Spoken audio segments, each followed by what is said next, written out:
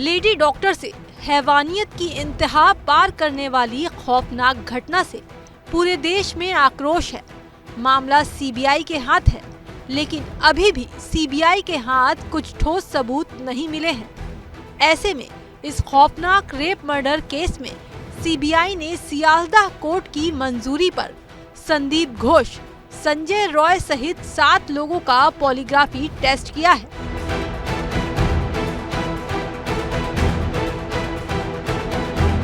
इस टेस्ट में आरोपियों ने क्या बयान दिए, ये तो फिलहाल सिर्फ सीबीआई ही जानती है।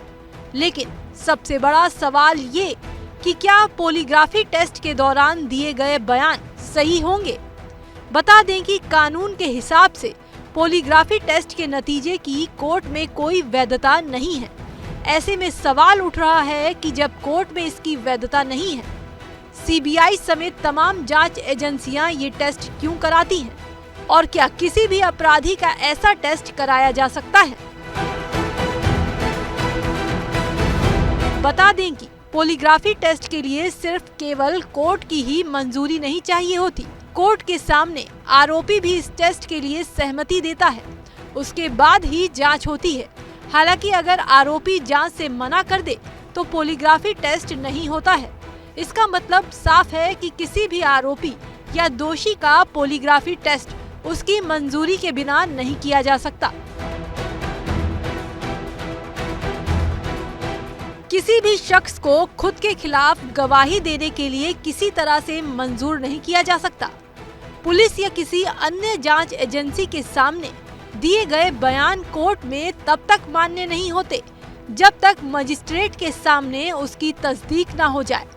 वैसे भी जब भी कोई व्यक्ति किसी तरह का शपथ पत्र या बयान आदि देता है तो उसको ये घोषणा करनी ही होती है कि पूरे होशो हवास में सोच समझकर सब कुछ कह रहा है।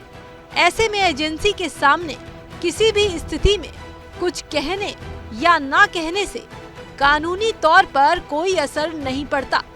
इसलिए पॉलीग्राफी टेस्ट के दौरान के दिए गए बयान मान्य नहीं होते हैं।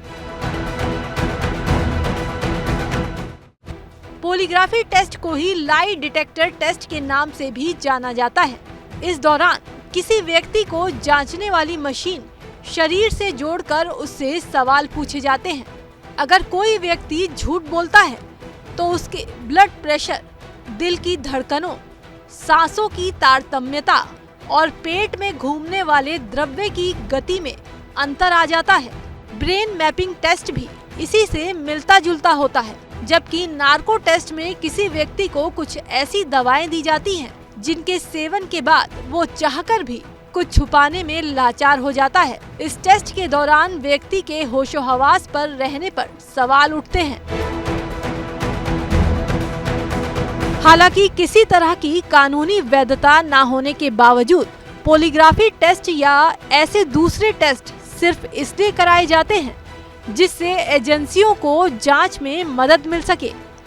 ऐसे टेस्ट के दौरान संदिग्ध या आरोपी या अपराधी से कोई ऐसा सुराग मिलने की पूरी संभावना रहती है जिसके जरिए जांच आगे बढ़ सकती है। या फिर अगर जांच एजेंसी को कोई संदेह होता है और उसके समर्थन में कोई सबूत या गवाह नहीं मिलता तो भी अपने संदेह को पुष्ट करने के लिए वो ऐसा टेस्ट कराती है। यानी कोर्ट में मान्यता भले ना हो, लेकिन इस टेस्ट के जरिए जांच एजेंसी को किसी ऐसे सुराग के लिए संभावना होती है जिससे वारदात की तह तक पहुंचा जा सके।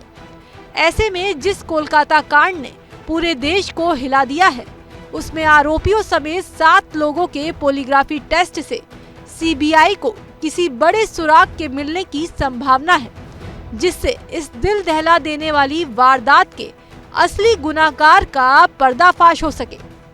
इस खबर को लेकर आपकी क्या प्रतिक्रिया है, हमें कमेंट करके बताएं और देश दुनिया की तमाम खबरों के लिए देखते रहिए ABP live. For exclusive and insightful videos, subscribe to our new channel ABP Live Premium.